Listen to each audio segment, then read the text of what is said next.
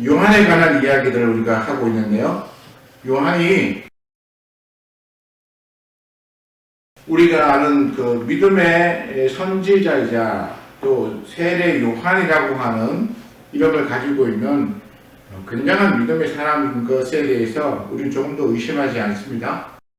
그 성경에도 요한에 관해서는 예수님께서 오늘 읽은 본문 가운데도 보면 여자가 낳은 자 중에 가장 큰 자다라고 말하는 것으로서 요한이 얼마나 믿음이 뛰어난 사람인가라고 하는 것을, 그리고 또 하나님이 귀하게 여기는 사람인가 하는 것을 오늘 우리에게 보여주고 있습니다.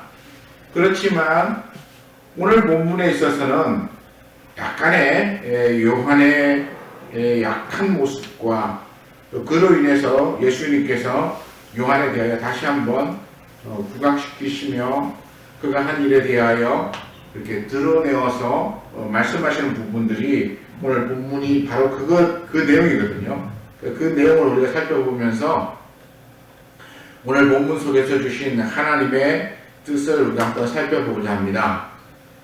먼저 우리가 18절을 한번 보겠습니다. 18절에 보면 요한의 제자들이 이 모든 일을 그에게 알리니 이렇게 말합니다. 이 요한의 제자들이라고 하는 사람들은 누굴까요? 말 그대로 요한이 광야에서 외치면서 회개하라, 그리고 많은 사람들에게 세례를 베풀 때에 요한을 따라다니면서 요한에게서 배운 사람들일 것입니다. 특히나 요한에게 측근해서 같이 했던 사람을 이야기하는 것이라고 생각해요. 예수님의 제자들 가운데도 요한의 제자들이 있었습니다. 일이죠. 아마 7장까지 나왔던 이 모든 일이라고 말할 수도 있지만 특히나 여기 보면 백부장의 종을 고치는 일이라든가 과부의 아들을 살리는 일이라든가, 그리고 그 전에 요한의 제자들이 함께 하면서 보았던 더 많은 일들을 이제 요한에게 가서 말해주는 거예요. 그런데 요한이 지금 어디에 있는가 라고 하는 것에 대해서 먼저 한번 이야기해야 된다고 생각해요. 지금은 요한은 스스로 자유롭게 다닐 수 있는 상황이 아니었습니다. 만약 왕이 자기의 동생의 아내를 자기의 아내로 삼는 이 일에 대하여 요한이 굉장히 비난했거든요. 그것에 대하여 그렇게 하면 안 된다고 그런 비난을 듣던 이 헤롯이 참지 못하고 있을 때에 그의 아내가 된 이 헤로디아가 그를 감옥에 가두게 헤롯을 이렇게 충동해요. 그래서 결국 헤로디아의 말을 들은 헤롯은 이렇게 요한을 가둡니다. 헤롯은 보면 굉장히 마음이 이렇게 우유부단하고 여린 사람, 이렇게 악을 행하지만 여린 사람이에요. 그런데 그런 사람이 오히려 옆에서 이렇게 막 충동하는 사람에 의해서 악을 더 심각하게 저지르고 있는 것을 우리가 성경 속에 보는데, 이 아합이 그렇게 악한 왕으로 표현되어 있는데 실상 들여다보면 굉장히 이렇게 여리고 우유부단하고 이런 모습들이 많이 보여요. 그런데도 불구하고 그런 악한 왕으로 그렇게 기록이 될 수밖에 없었던 것은 그의 아내 이세벨이 굉장히 악한 여자였어요. 그리고 이세벨이 그 아합을 계속 충동해서 악을 저지르게끔 만드는 그런 일로 인해서 결국 아합이 악을 저질렀고, 그리고 아합은 북이스라엘에 있어서 거의 뭐 첫 번째 가는 악한 왕으로 언급될 정도로 그런 악한 왕이 되었습니다. 근데 헤롯도 마찬가지예요. 헤롯도 보면 굉장히 여린 성격을 가지고 있고 우유부단한 성격을 가지고 있는데, 그런데 굉장히 악한 왕이에요. 그 이유는 여기 아마 이 헤로디아의 영향이 아닌가 싶기도 해요. 근데 더 이상 자유롭게 다닐 수 없는 요한이 제자들을 통해 가서 자기가 감옥에 갇혀 있으면서 메시아에 대한 믿음을 어떻게 가져야 하는가라고 하는 것에 대하여 확인해 보기 위해서 제자들을 예수님께로 보내요. 16절에 보니까 이렇게 나옵니다. 요한이 그의 제자 중 둘을 불러 주께 보내어 이르되 오실 그 이가 당신이 오니까 우리가 다른 일을 기다리오리까 하라 하매 이렇게 묻죠. 하시면서 우리가 기다리는 그 사람이 당신입니까? 아니면 우리가 또 다른 사람을 기다려야 합니까? 라고 하는 것을 물어보는 것이죠. 우리가 이 물음을 보면 의문이 생겨요. 왜냐하면 우리는 이 요한이 예수님을 향하여서 하나님의 일을 감당할 하나님의 어린 양이다 라고 그렇게 증언을 했잖아요. 그렇죠?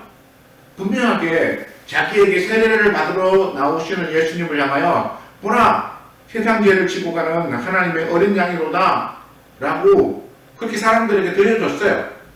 그래서 자기 제자들도 들었죠. 수많은 사람들이 들었습니다. 그리고는 자기는 그에게 세례를 줄 수 있는 위치가 아니다라고 하는 것을 말하고 세례를 주지 않으려고 했지만 그래도 예수님이 그렇게 하는 것이 옳다라고 하자 이제 세례를 베풀었습니다. 그 모든 상황을 돌아보면 요한은 예수님이 하나님이 보낸 메시아임을 확실하게 보고 있었다는 거죠.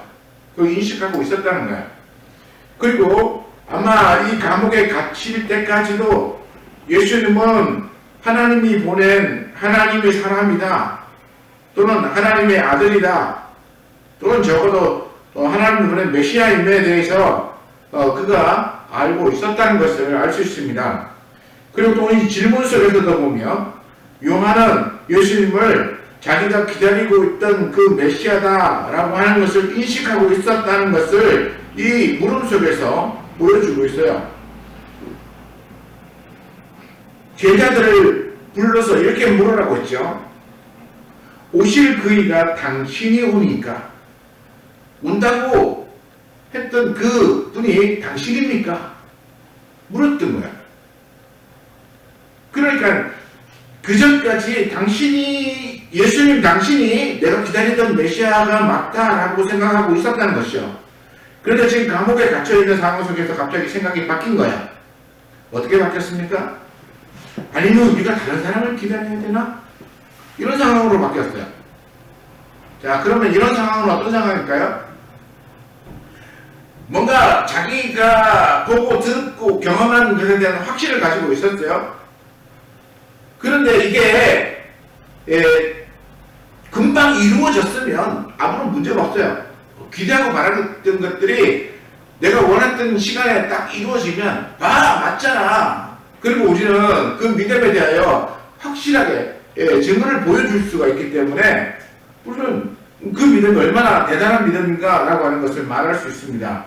근데 문제는 내가 기대하는 시간에 기대했던 것들이 일어나지 않으면 우리 마음에는 다시 의심이 생기기 시작하죠. 불안해지고 초조해지고 걱정스러워지는 거예요. 특히나 감옥에 갇혀있는 요한으로서는 더 답답했을 거예요.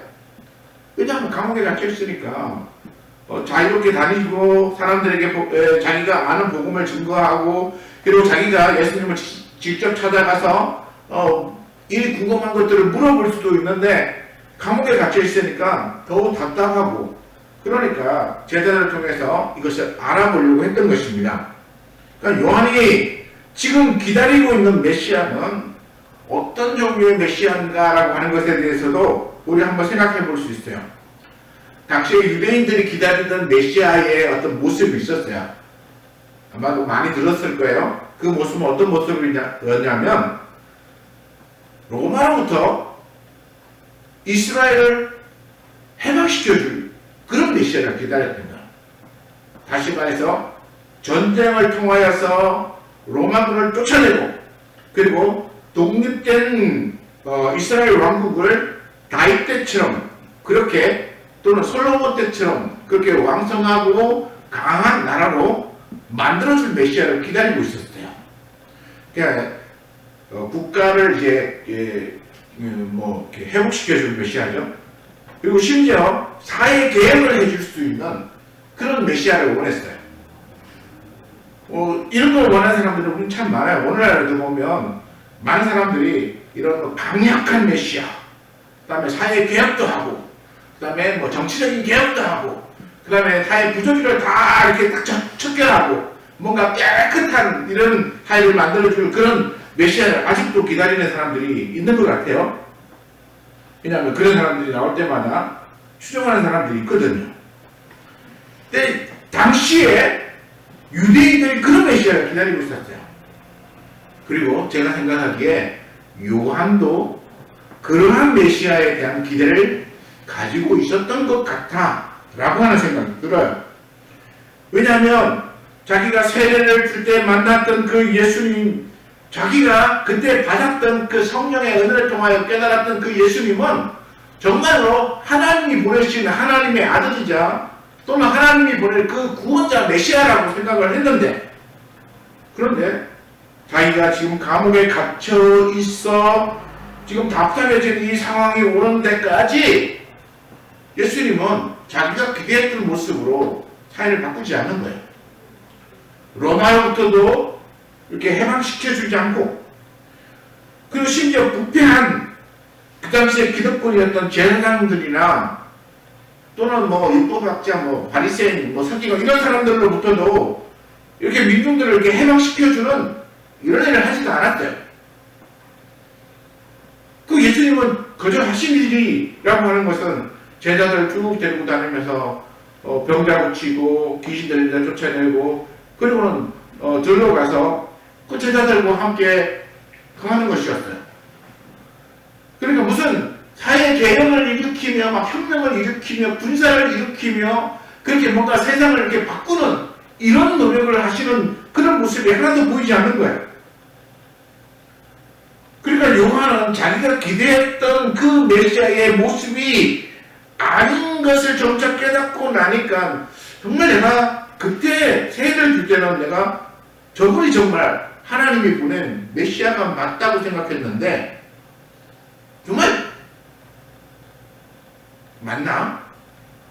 의문이 들기 시작한 거죠. 왜냐면 이런가 자기가 기대했던 모습이 안 나타나니까. 우리도 그러잖아요. 우리가 어떤 사람을 보면 어떤 사람이 그렇게 해줄 거라는 건 약해진 거죠. 그리고는 예수님에게 질문해서 예수님 당신이 정말 메시아 맞냐라고 하는 것에 대하여 제자들에게 물어보라는 것이었어요. 그리고 확답을 듣기를 원했던 것이죠. 그래서 제자들이 예수님을 다시 찾아갔습니다. 그리고 세례 요한이 우리를 보냈는데 당신에게 이렇게 물어보라고 말씀했습니다. 그러면서 세례 요한이 했던 질문을 똑같이 예수님에게 합니다. 정말 우리가 오리라고 기대했던 분이 당신입니까? 아니면 우리가 다른 사람을 더 기다려야 되나요? 마치 그렇죠? 세례 요한이 막 이렇게 외칠 때에 많은 사람들이 무슨 생각했습니까? 저가 혹시 우리가 기다리던 그 메시아 아닌가? 라고 해서 사람들이 쫓아왔죠. 그리고 세례를 받으면서 질문을 했어요. 세례 요한에게 당신이 그 사람이냐? 물었더니 나는 그 사람이 아니다. 내 뒤에 오십니다. 내 뒤에 오실 일이 나는 그 사람의 신발끈 묶어주는 일을 하는 것조차도 감당하지 못할 만큼 나는 낮은 사람이다. 라고 그렇게 말했죠.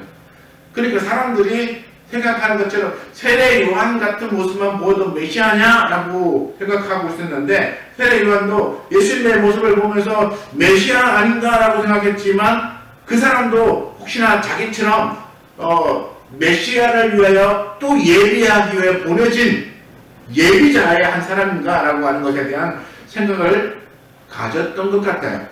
그러니까 요한이 혹시나 그런 사람 아니에요? 당신 뒤에 또 다른 사람이 오는 건가요? 라고 하는 그런 어떤 질문을 던지는 거야. 그래서 예수님이 이 질문을 듣고 난 이후에 곧바로 대답해 주지 아니하시고 한참 동안 무엇을 하셨냐면 21절을 보니까 마침 그때에 예수께서 질병과 고통과 및 밖에 들린 자들을 많이 고치시며 또 많은 맹인을 보게 하신지라 이렇게 되어져 있습니다. 여기 우리 개정 성경에는 조금 우리 의미를 탁 받아들이기가 좀 그런데, 제가 표준 세번역 성경을 가지고 왔는데요. 표준 세번역 성경에는 이렇게 되어져 있습니다. 그 질문을 이제 듣고는 예수님께서 이렇게 하셨어요. 21절에 표준 세번역 성경입니다. 그때에 예수께서는 질병과 고통과 암병으로 시달리는 사람을 많이 고쳐주시고 또 눈먼 많은 사람을 볼 수 있게 해주셨다라고 했어요. 그러니까 이제 치료하는 과정들을 세례 요한의 제자들에게 보여준 거죠. 귀신 들린 사람들, 그 다음에 또 병든 사람들, 그 다음 심지어 앞을 보지 못하는 맹인된 사람들, 이런 사람들을 많이 이제 고치시며 세례 요한의 제자들이 그것을 볼 수 있게 해주셨대요. 이 질문을 듣고 난 이후에도 금방 대답하지 않고 그 모든 걸 질문을 다 고쳐주셨대요. 우리 보기에는 왜 금방 대답해 주시면 될 텐데 왜 그렇게 하셨을까라고 하는 생각이 들 수 있어요. 근데 사실은 예수님께서 이렇게 21절에 나온 질병과 고통과 악귀 들린 자들과 또 많은 맹인을 고치시는 이것 자체가 대답이셨던 거예요. 제자들에게, 그러니까 요한의 제자들에게 내가 뭘 하는지를 봐라라고 하는 거죠. 그것이 22절에 나와요. 22절에 예수께서 대답하여 이르시되 너희가 가서 보고 들은 것을 요한에게 알리되, 이렇게 해서 너희가 지금 내가 무엇을 하고 있는지 내가 지금 봤지? 내가 질병과 고통과 악귀 들린 자들과 또 많은 맹인들을 고치는 걸 봤지? 그걸 요한에게 가서 얘기해 주라는 거죠. 요한에게 그 얘기를 해 주라는 거예요. 이게 대답이에요. 그 뒤에 예수님이 좀 더 설명을 붙이셨는데 뭐라고 붙이셨습니까? 22절에 보니까 너희가 가서 보고 들은 것을 요한에게 알리되 맹인이 보며 못 걷는 사람이 걸으며 나병 환자가 깨끗함을 받으며 귀 먹은 사람이 들으며 죽은 자가 살아나며 가난한 자에게 복음이 전파된다 하라, 이렇게 말하라고 했다는 것이죠. 그럼 이 말이 무슨 말일까요? 이 말은 우리 성경을 한번 살펴볼게요. 누가복음 4장 18절로 한번 가봅시다. 누가복음 4장 18절에 가면 제가 전에 읽으면서 이 구절이 누가복음의 핵심이다 라고 제가 누차 말한 적이 있어요. 누가복음 4장 18절에 예수님께서 이 나사렛에 있는 해당에 들어가셔서 성경을 읽으시면서 했던 말씀인데, 보면 주의 성령이 내게 임하셨으니 이는 가난한 자에게 복음을 전하게 하시려고 내게 기름을 부으시고 나를 보내사 포로된 자에게 자유를, 눈먼 자에게 다시 보게 함을 전파하며 눌린 자를 자유롭게 하고 주의 은혜의 해를 전파하게 하려 하심이라, 이렇게 말씀했어요. 자, 요 말씀과 지금 7장에서 말하고 있는 7장 22절에서 말하고 있는 내용이랑 매우 비슷하다라고 하는 것을 알 수 있어요. 그렇죠? 이 4장 18절에 있는 내용이 어디에 나온 내용이냐면 이게 구약성경 이사야에 나온 얘기인데요. 이사야 61장 1절에 나와 있는 내용을 이렇게 다시 옮겨놓고 조금 더 내용을 풍성하게 만들어 놓았어요. 구약에 예언되어져 있는 내용을 예수님께서 가지고 오셔서 바로 그 사람이 나다 라고 사장에서 얘기하셨고, 그리고 이제 7장에 오셔서 요한의 제자들에게 내가 지금 무슨 일을 하고 있는지 너희가 보고 그걸 그대로 요한에게 전해줘라. 그러면 그가 내가 누구인지를 알 것이다 라고 하는 것이죠. 그러니까 우리가 오실 거라고 해서 기다리고 있는 그분이 당신입니까? 아니면 우리가 또 다른 사람을 기다려야 합니까? 라고 하는 질문에 대하여 너희가 지금 보고 그 들은 것을 요한에게 말해주면 요한이 그것을 알게 될 거다라고 하는 그런 취지에서 이렇게 얘기를 하는 거예요. 보면 맹인이 보며 그 이사야 29장 18절에 나와요. 그 다음에 걷지 못하는 자라고 했는 이 안전뱅이, 또 옛날에 그랬죠. 안전뱅이라고 말했던 이 사람에 대한 고침에 대한 얘기도 이사야 61장 1절에 나와요. 문둥병 또는 나병 환자라고 하는 이 사람에 대한 고침의 얘기도 이사야에 나와요. 61장에. 그리고 귀머거리 고침에 대한 이야기, 그 다음에 가난한 자에게 복음이 전파되는 이야기, 이 모든 것들이 이사야의 예언에 다 나오는 이야기예요. 그 외 구약에도 여러 군데 나오지만 이것들이 신약에 와서 그대로 이루어지고 있다는 거야. 그러니까 구약에서 예언하고 하나님이 보낸 선지자가 나타나면 그런 일이 일어날 것이라고 예언되어졌던 그 선지자의 그 일이 지금 너희 눈앞에서 펼쳐지고 있다는 것을 내가 보느냐? 그러면 그 사실을 요한에게 알려라. 그러면 요한이 그 사실을 깨달으면 내가 누구인지를 그가 알게 될 것이다 라고 하는 것이죠. 오늘 우리 굉장히 중요해요. 예수님께서는 내가 그 사람이야, 내가 하나님 보낸 사람이야 라고 말로 행하지 않고 자기의 이 사역하는 이 삶의 행위 또는 여러 가지 일들을 통하여서 자신이 구약에서 말했던 그 메시아임을 드러내어 보여주고 있는 거예요. 오늘 우리도 우리의 신앙에 대해서 여러 가지 생각해 봐야 돼요. 우리는 어쩌면 내가 생각하는 사람을 기다리고 있는지도 몰라요. 교회에 대해서도 내가 생각하는 그런 모양의 교회를 만들려고 또 기대하고 있는 사람이 있는지도 몰라요. 또 목회자들에 대해서도 마찬가지죠. 또 성도들에 대해서도 마찬가지야. 나는 내가 기대하고 내가 말하는 그런 모습의 교회, 목회자, 성도 이런 사람들을 기대하고 살다 보면 우리는 어쩌면 실망하기도 하고 내가 기대하지 않았던 모습 때문에 우리는 마음이 돌아설 수도 있어요. 요한 같은 사람도 그렇게 되는 거죠. 그런데 문제는 그가 눈으로 보고 경험하고 이렇게 귀로 듣게 되는 이 모든 현상이 어디에 기록되어져 있는 것인지를 분명히 깨닫는다면 그러면 그게 누구의 것인지 무엇을 말하는 것인지를 알게 된다는 것이죠. 오늘날 우리도 마찬가지예요. 사람들이 말하는 화려한 말이나 또 근사한 이야기나 또는 어떤 외적인 스펙의 모습이라든가 이런 것에 우리가 마음이 흔들려서는 안 돼요. 우리가 봐야 될 것은 무엇입니까? 우리가 봐야 할 것은 성경이에요.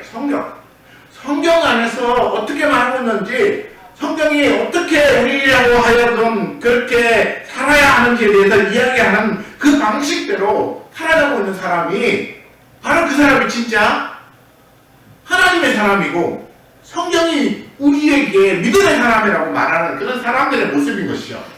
그러니까 성경을 가져다 놓고 성경 소리가 말하고 성경과 여기에 어긋나지 않는 삶의 모습을 보이는 그런 사람들이야말로 진짜 하나님의 백성다운 진정한 모습의 사람이지, 외적으로 뭐 스펙, 그 다음에 뭐 어느 대학 나왔고 뭐 어디 유학하고 왔고 뭐 어느 그 대형 교회에서 뭐 하고 이런 것에 우리가 마음이 빼앗기면, 제가 대형 교회나 공부하신 분들은 폄하하는 얘기는 안 해요.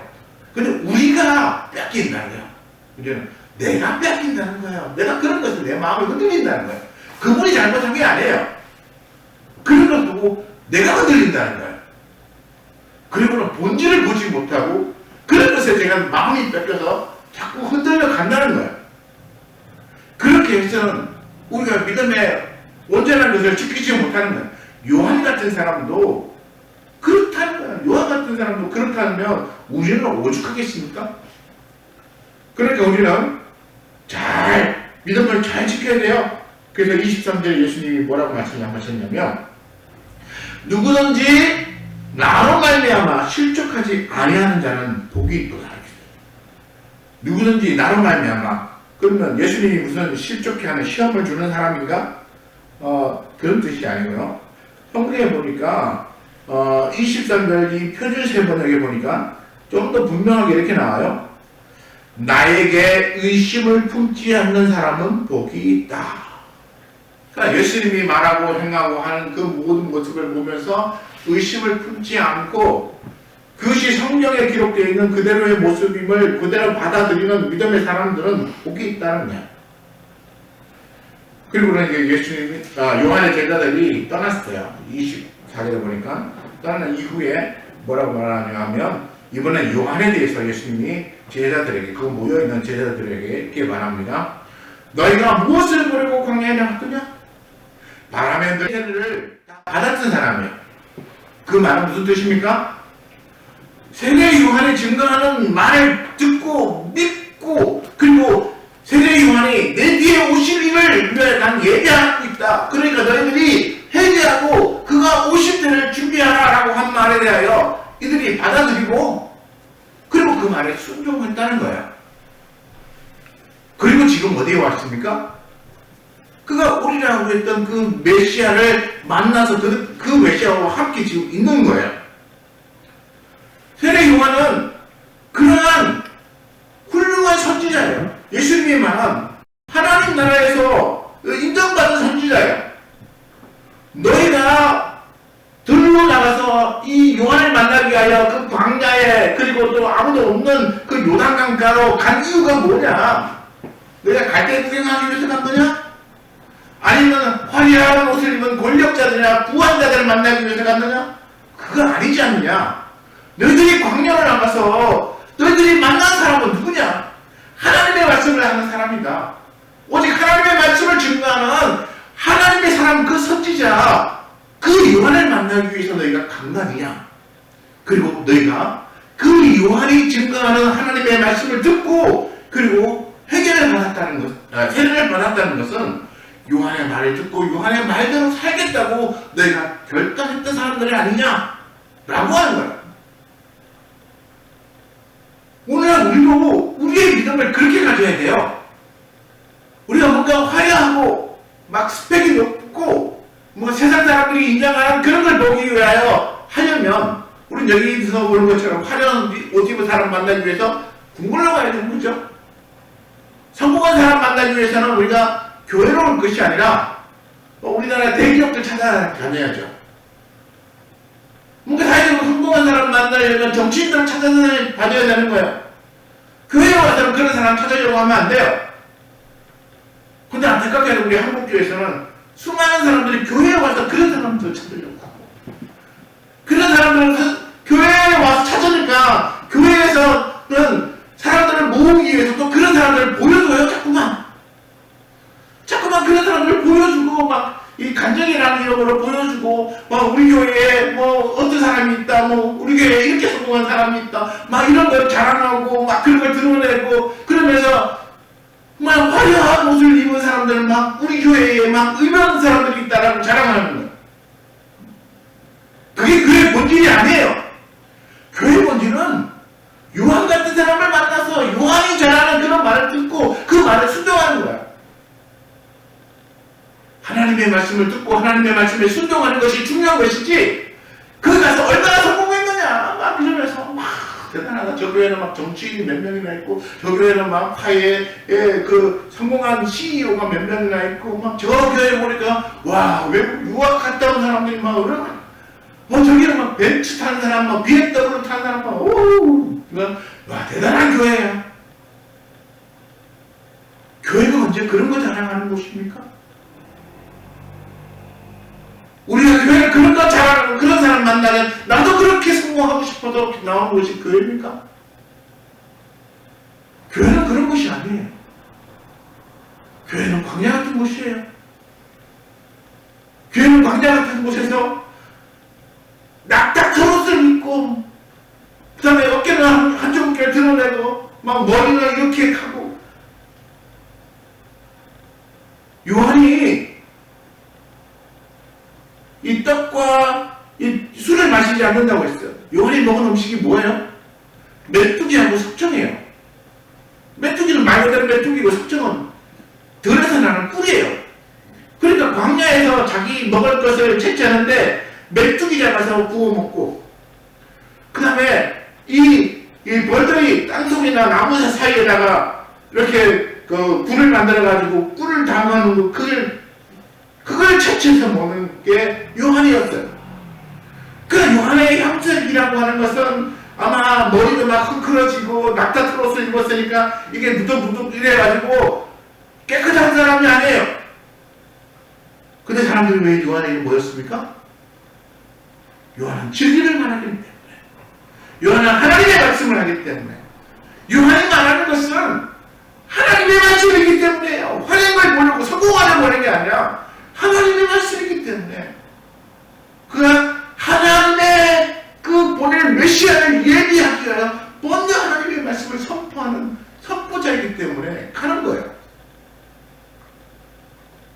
우리가 신앙생활하면서 착각하면 안 되는 거예요. 우리가 만날 사람은 성공한 사람이 아니에요. 우리가 와서 기대하는 것은 내가 성공하기 위해서 기도하는 거 아니에요. 우리는 하나님을 만나야 되고 하나님의 말씀을 들어야 되고 그리고 내가 하나님의 말씀에 순종하는 사람이 되어야 되는 거예요.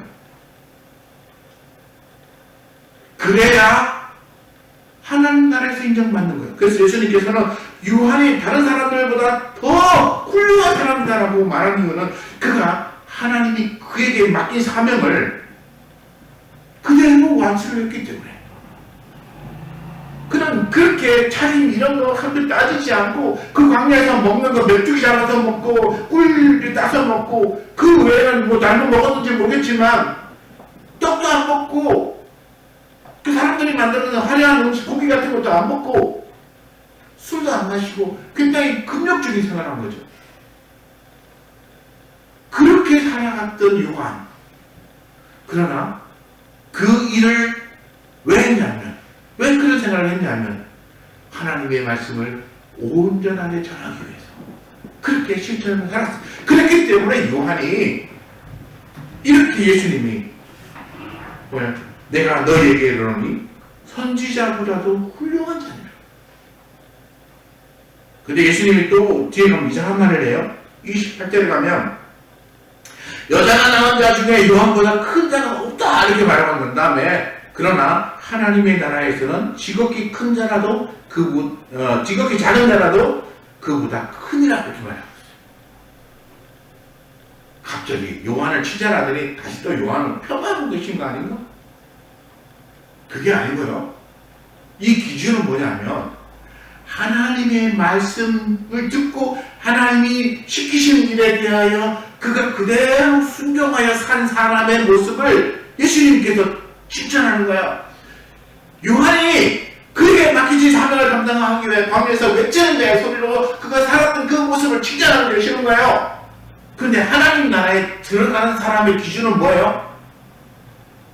하나님 나라에 들어가는 사람들은 하나님의 말씀에 순종하고 그대로 믿음으로 산 사람들이에요.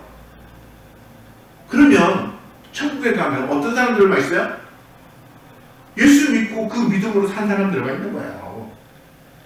예수님이 전한 복음의 말씀을 듣고 그 말씀을 자신의 삶으로 산 사람들만 천국에 들어가 있는 거예요. 그냥 아멘 이래놓고는 자기의 삶을 전혀 다른 삶을 살고 받아들이지 않는 사람은 못 가는 거예요. 그래서 예수님께서 내 말 듣고 행하는 자라야 천국에 간다고 말씀한 거예요. 그래야 반석기에 집을 짓고 그래서 어떠한 사회 역경이 일어난다고 할지라도 집이 무너지지 않는다는 거예요. 자기의 믿음이 든든하기 때문에 천국에 들어가면 확실한 그 신앙의 삶의 모습이 보였기 때문에. 그러나 모래 위에 지은 사람은 무너진다고. 우리가 요한을 따라서 요한의 말을 듣고 순종하면서 또 예수님의 말을 따르면서 예수님의 말을 듣고 순종하면서 그 믿음으로 사는 사람들이 천국에 다 들어가 있기 때문에 요한이 들어가서 봐도 요한이 그들의 수준과 별 차이가 없는 거예요. 요한을 이렇게 깎아내리는 게 아니라 거기 천국에는 요한과 같이 하나님의 말씀에 순종하는 사람들이 진짜 가득 차 있는 거예요. 그게 가득 차 있는 거예요. 그러니까 지극히 작은 자도 요한만큼 순종한 거예요. 그러니까 우리 믿음의 수준이 얼마 정도 높아야 되는가라고 하는 것에 대해서도 좀 두렵지만 우리가 한번 생각해 봐야 된다는 거죠. 요한도 그렇게 평범하게 또 요한도 그렇게 낮은 자만큼 정도밖에 안 되는 그 정도의 사람들이 모여 사는 천국. 그러면 내가 얼마나 더 열심히 신앙생활을 해야 되는가, 내가 얼마나 하나님의 말씀에 순종하며 그 말씀대로 그 말씀을 믿고 그것을 따르려고 애를 써야 되는가 하는 것을 우리가 볼 수 있는 거예요. 그러고 난 다음에 또 중요한 얘기가 나오는데 아까 제가 세 부분 나눈 게 두 번째 얘기까지 지금 마지막 세 번째 시간이 좀 갔는데 그래도 마지막 해야 돼요. 보면 이 세 번째 31절에 보면 뭐가 나냐면 또 이러시되 이 세대의 사람들을 무엇으로 비교할까 이렇게 말씀했어요. 그러니까 어떤 사람들이냐면 세례 요한의 말을 듣고 믿은 이 예수님의 주변에 모인 무리들과 또 예수님의 말은 들었지만 그러나 그걸 받아들이지 않았던 30절에 이런 사람들은 바리새인과 율법교사들은 그의 뜻을 받지 아니하므로 그들 자신을 위한 하나님의 뜻을 저버리리라 이렇게 나와요. 여기에 보면 바리새인과 율법교사들은 다 들었지만 그러나 세례를 받지 않았다는 거예요. 이 세례를 받는 것이 나는 요한의 말대로 내가 그렇게 회개하고 메시아를 위해 준비하겠습니다 라고 하는 자세를 만들어주는 그런 거예요. 그런데 대부분의 이 백성과 세리들은 세례 요한의 세례를 받았지만 그러나 바리새인과 율법교사들은 그걸 안 받았다는 거예요. 그리고 그래서 예수님이 뭐라 그러셨습니까? 그들은 자신을 위한 하나님의 뜻을 저버렸다. 그러니까 하나님의 말씀을 거부한 거예요. 메시아가 올 때 메시아를 받아들일 수 있는 준비를 하지 않는 거죠. 그랬더니 진짜 예수님이 와서 복음을 전할 때 어떤 일이 벌어졌습니까? 이 사람들은 예수 안 믿는 일이 벌어진 거예요. 예수 안 믿는 일이. 준비를 안 했더니 정말 예수를 안 믿어요.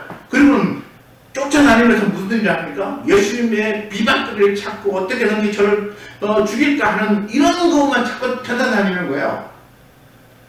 그래서 예수님은 그런 세대의 사람들을 향해서 무엇에 필요할까 이러면서 마치 장터에서 아이들이 흐를 불러서 막 피를 불고 막 이렇게 노는 그 보는 아이들이 춤을 추지 않고 오히려 반대로 막 곡하여도 막 울지 않는 이런 일들이 벌어집니다. 다시 말해서 피를 불고 막 이렇게 춤추는 이런 무슨 일입니까? 이 흥겨운 일에 좋은 일에 참여하는 이 공감하는 거죠. 울며 극복할 때 같이 불어주는 것도 뭐예요? 공감하는 거죠. 그러니까 하나님의 나라의 복음을 가지고 와서 사람들에게 증거하는데 거기에 공감하여 동조하지 않는 세대의 이 악함에 대하여 여기 궁금한 풀이가 많더라고요. 다 치우고 공감하지 않는 거예요. 하나님의 나라의 그 복음에 대하여 공감하여 반응하지 않는 거죠. 급력하는 요한이 급력하는 경건한 모습으로 그렇게 전했어도 반응하지 않고 예수님께서는 오히려 경건한 요한의 모습과는 다르게 사람들하고 친숙하게 어울리면서 먹고 마시며 그들과 함께했던 이 즐거운 모습을 보여줬음에도 불구하고 오히려 그들은 공감하지 않고 뭐라고 했습니까? 요한에 대해서는 귀신 들렸다, 미쳤다 뭐 이렇게 얘기하고 그리고는 예수님에 대해서는 막 죄인과 세리의 친구다 이렇게 말해서 막 깎아내려 비난하는 거예요. 하나님의 말씀에 대하여 이 영적인 어떤 이런 이 감동에 대해 공감하지 않는 이런 악한 자의 모습이에요. 그리고 도리어 그들은 비난하고 막 이렇게 책망하는 거죠. 그러나 예수님께서는 마지막에 뭐라고 말씀하셨습니까? 결론은 딱이에요. 지혜는 자기의 모든 자녀로 말미암아 옳다함을 얻느니라. 아니 이게 뭔 말이야? 이 생뚱맞은 말 같아 보이잖아요. 이게 뭐지? 지혜는? 이게 보통 지혜가 구약성경에 보면 의인화돼서 나타나요. 뭐 여성 명사 이렇게 나타나는데 사람처럼 이렇게 취급해요. 근데 이 지혜가 뭐랬습니까? 자녀를 낳았어요. 이 말은 무슨 뜻이냐면 지혜의 근본은 하나님이시잖아요. 하나님의 말씀, 복음 또는 예수님의 말씀, 복음 이렇게 말. 그리고 세례 요한이 전하는 말씀은 누구의 말씀이에요? 하나님의 말씀이죠. 예수님이 전하는 말씀도 누구의 말이에요? 하나님의 말씀이에요. 그러니까 하나님의 말씀을 요한의 방식으로 경건하게 전하든 예수님이 예수님의 방식으로 그렇게 사람들과 어울리며 아주 그렇게 유쾌하게 전하든 어떻게 전하든 간에 그 말씀에 공감하고 그 말씀으로 말미암아 그 삶을 변화시킨 다시 말해서 거듭난 사람들 바로 그 사람들이 여기서 말하는 자녀예요. 우리 예수님께서 니고데모를 만나서 거듭남에 대해서 얘기했죠? 성령으로 거듭남에 대해서 이 거듭남이 이 지혜로 하나님의 말씀, 그 말씀을 듣고 자기의 삶을 바꾸고 이 모든 것을 바꾸어서 하나님의 뜻대로 순종하며 살아가기로 그 인생을 완전히 바꾼 사람, 그 모든 사람이 그 지혜의 자녀인 거예요. 그리고 그 지혜의 자녀들이 드러내는 모습이 뭐예요? 살아가는 삶의 모습이죠. 그 삶의 모습이 그 지혜가 얼마나 옳은 것인지를 밝히 말해준다는 거죠. 그러니까 요한이 전한 말씀이 어떤 말씀인지, 예수님이 전한 말씀이 어떤 말씀인지를 누가 확인시켜 주냐면 그 말을 듣고 삶을 변화시킨 거듭난 사람들이 보여준다는 거예요. 우리 아까 보면 29절에 모든 백성과 세리들은 이미 요한의 세례를 받은지라. 그러므로 이 사람들이 뭐라고 말합니까? 이 말씀을 듣고 하나님을 의롭다 하되. 요한의 말을 듣고 세례를 받은 이 사람들은 하나님의 말씀을 들으니까 하나님이 의로우신 분이다라고 하는 것이 인정되어지는 거예요. 그들 내면에서부터 하나님의 말씀이 얼마나 거룩한 말씀인지를 이렇게 인정해서 말할 수 있게 된 거예요. 그런데 바리새인과 율법 학자들은 그걸 거부한 거죠. 안 받으니까. 그리고 예수님을 보고도 뭘 했습니까? 하나님의 아들을 인정을 못한 거예요. 그래서 오늘 우리 예수 믿는 사람들이 보여줄 게 뭐냐면 내가 믿는 복음이 얼마나 가치 있는 복음인가를 사람들에게 알리기 위해서는 내가 변화된 모습을 보여야 되는 거예요. 그리고 그런 모습이 보여질 때 우리는 참 하나님의 자녀가 되는 줄 믿습니다. 정말 우리가 하나님의 말씀을 통하여 내가 기대하는 것과 그리고 또 내가 믿음이 흔들릴 때 나는 어떻게 해야 하는 건가, 그리고 나는 정말로 내가 받은 복음에 대하여 제대로 내 모습으로 삶으로 보여주고 있는 건가 하는 것을 생각하시며 믿음의 바른 길을 찾아가시는, 그래서 인정받으시는 저와 여러분 되시기를 축원합니다. 기도하겠습니다.